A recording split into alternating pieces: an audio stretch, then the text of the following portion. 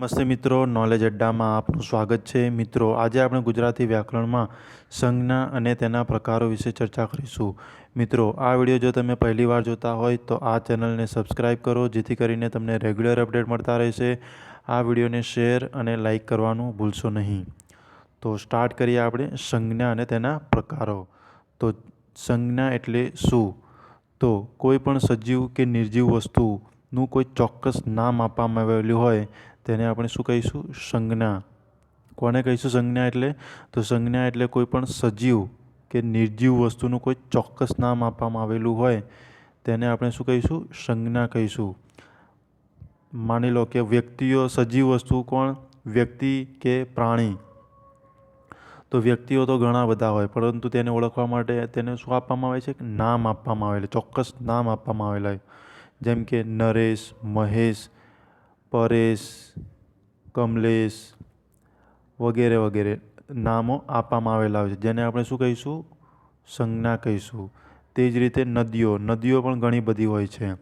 તો નદીઓને ઓળખવા માટે આપણે શું નામ આપવામાં આવેલા હોય છે, જેથી કરીને આપણે સહેલાઈથી તેને યાદ રાખી શકીએ. માની લો કે નદી, ખાલી આપણે કહીએ નદી, તો નદી તો દરેક શહેરમાં અલગ અલગ નદીઓ આવેલી છે. તો આપણે કેવી રીતે ઓળખીશું કે કઈ નદી ક્યાં આવેલી છે?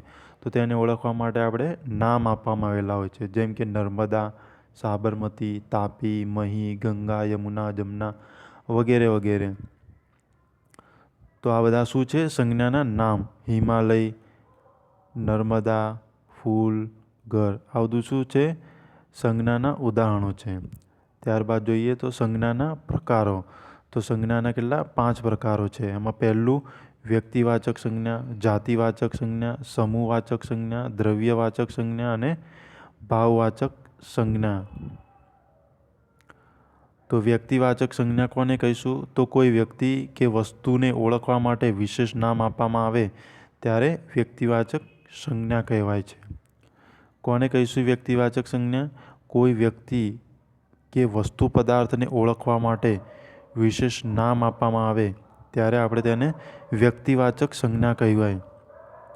દાખલા તરીકે કોઈ વ્યક્તિ હોય તો તેને ઓળખવા માટે આપણે તેને નામ આપેલા હોય છે, જેમ કે રમેશ, મહેશ, નરેશ, કમલેશ, રમણ, છગન વગેરે બધા વ્યક્તિવાચક નામ છે.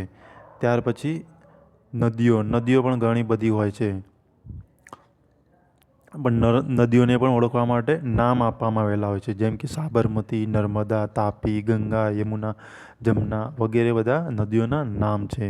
તે જ રીતે ગિરનાર, ભારત, અમદાવાદ, સોમવાર આ બધા વ્યક્તિવાચક સંજ્ઞાઓ છે.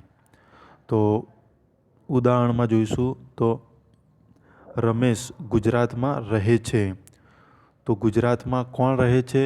કયો વ્યક્તિ રહે છે? તો રમેશ નામનો વ્યક્તિ એ ગુજરાતમાં રહે છે.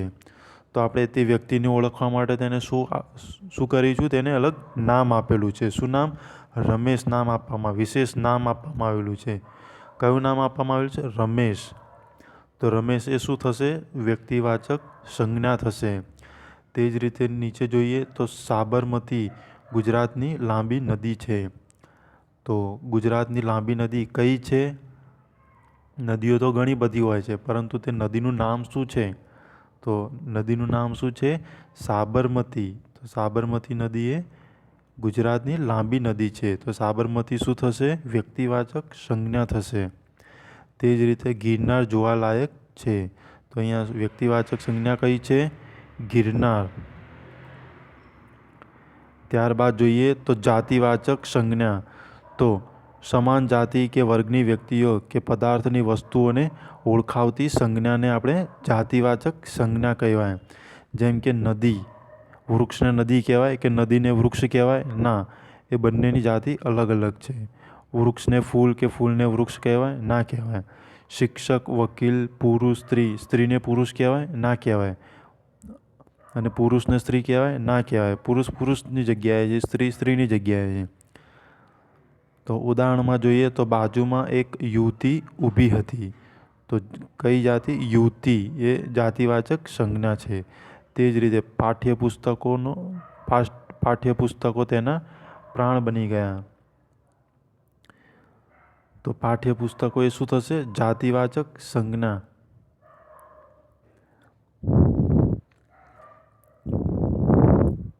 ત્યારબાદ જોઈશું તો સમૂહવાચક સંજ્ઞા.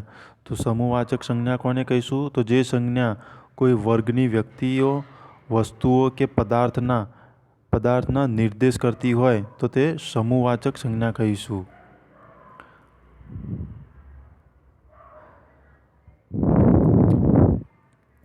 કોને કહીશું સમૂહવાચક સંજ્ઞા? તો જે સંજ્ઞા કોઈ વર્ગની વ્યક્તિઓ, વસ્તુઓ કે પદાર્થનો નિર્દેશ કરતી હોય તો તેને આપણે સમૂહવાચક સંજ્ઞા કહીશું. આ સંજ્ઞામાં શું હોય છે? આખા સમૂહ સૂચવે છે, આખો સમૂહ સૂચવે છે. જેમ કે સૈન્ય, પ્રજા, ટોળું, સમુદાય, જંગલ, જૂથ, ઢગલો વગેરે શું છે? સમૂહવાચક સંજ્ઞા છે. ટોળું કંઈ એક જણ હોય તો એને ટોળું કહેવાય ના. ટોળામાં કોને કહેવાય? ઘણા બધા ભેગા થયેલા હોય તેને આપણે શું કહીશું? ટોળું કહેવાય. જંગલમાં જાઓ તો તમને એક વૃક્ષ જોવા મળશે ના, ત્યાં ઘણા બધા વૃક્ષો હોય છે, તેથી આપણે તેને શું કહીશું? જંગલ કહીશું. તે જ રીતે ઢગલો માટી કંઈ થોડી એક હોય છે માટી ના, માટીનો ઘણી બધી માટી હોય તેને આપણે શું કહીએ? માટીનો ઢગલો કહીશું આપણે. તો તેને આપણે આ બધા કેવા છે? સમૂહવાચક સંજ્ઞાઓ છે આ બધી. ઉદાહરણમાં જોઈએ તો સેના આગળ ચાલવા લાગી. તો સેના એ શું થશે? સમૂહવાચક સંજ્ઞા છે. તે જ રીતે રસ્તા ઉપર મોટું ટોળું છે, એટલે રસ્તા ઉપર બહુ બધા ઊભા છે, તેને આપણે શું કહીશું? સમૂહવાચક શું નામ આપેલું છે? ટોળું છે. તે જ રીતે ખેતરમાં ઢગલો પડ્યો છે. ઢગલો એ શું થશે? સમૂહવાચક સૂચવે છે. ઢગલો શું સૂચવે છે? સમૂહવાચક સંજ્ઞા છે. તે જ રીતે દ્રવ્યવાચક સંજ્ઞા. તો જે વસ્તુઓ જથ્થામાં દ્રવ્ય રૂપે રહેલી હોય,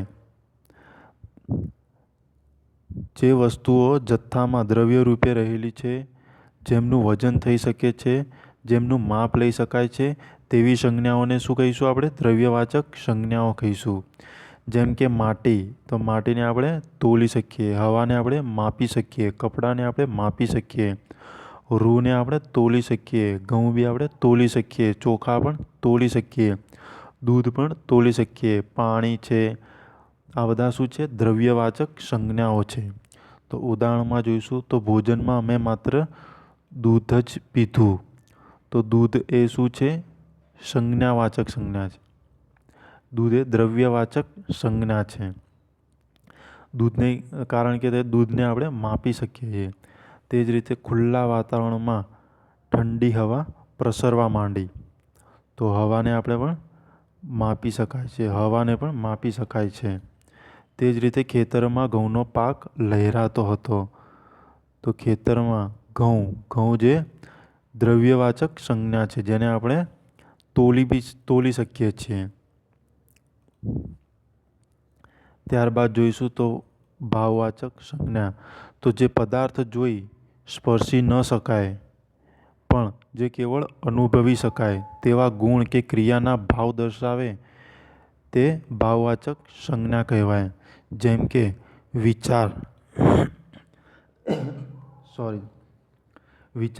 વિચારને આપણે જોઈ શકીએ છીએ, સ્પર્શી શકીએ ના, વિચારને આપણે અનુભવી શકીએ છીએ. તે જ રીતે સેવાને આપણે જોઈ શકીએ છીએ, સ્પર્શી શકીએ છીએ ના, તે આપણે ફીલ કરી શકીએ છીએ, અનુભવી શકીએ છીએ. તે રીતે ભલાઈ, શોખ, ઠંડી, ગરમી લાગે તો આપણે જોઈ શકીએ છીએ ના, એ આપણને અનુભવીએ ત્યારે જ ખબર પડે કે આ ભાઈ ઠંડી છે કે ગરમી. તે જ રીતે મીઠાશ, રાત, દિવસ વગેરે આ બધું શું છે? ભાવવાચક સંજ્ઞાઓ છે. સંતોની મુખની વાતોમાં બહુ મીઠાશ હોય છે. તો મીઠાશને આપણે જોઈ શકીએ છીએ કે સ્પર્શી શકીએ છીએ ના, તેને અનુભવ કરવો પડે છે. તો તે કેવી સંજ્ઞા છે? ભાવવાચક સંજ્ઞા. તેણે થોડી વાર વિચારીને જવાબ આપ્યો. તો વિચારીને શું થશે? ભાવવાચક. વિચારોને આપણે જોઈ શકીએ છીએ કે આપણે સ્પર્શી શકીએ છીએ ના, તો તે શું થશે? ભાવવાચક સંજ્ઞા થશે. મિત્રો, હું આશા રાખું છું કે આ વિડીયો તમને જરૂર પસંદ આવ્યો હશે. આ વિડીયોને શેર અને લાઈક કરવાનું ભૂલશો નહીં. મિત્રો, જો આ વિડીયો તમે પહેલી વાર જોયો હોય તો આ વિડીયોને સબસ્ક્રાઈબ કરો, જેથી કરીને તમને રેગ્યુલર અપડેટ મળતા રહેશે. આ વિડીયો જોવા બદલ આપનો આભાર.